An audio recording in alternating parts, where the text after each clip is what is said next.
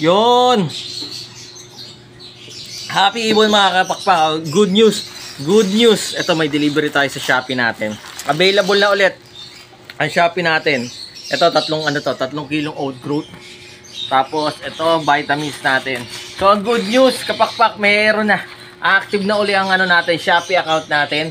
And then, hopefully, this coming this coming days, syempre, mag-open na rin yung natin, Lazada, tas TikTok natin. So, nakapag-comply na tayo ng mga kailangan nilang requirements. Syempre, at least, ito, available to sa Shopee natin.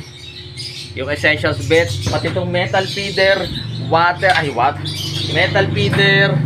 Ito, meron tayo dyan, metal feeder na 6 holes, 10 holes, pati yung napakalaki na 16 holes. So, pwede po kayong order po sa, yun lang, pwede po kayong order dyan sa Lazada natin, sa Shopee natin, sa TikTok. Pero, ang may post pa lang natin ngayon, yung Shopee account natin. So, nandyan po sa comment, ay sa may caption, sa caption. So, meron tayong water feeder, plastic feeder na available sa atin.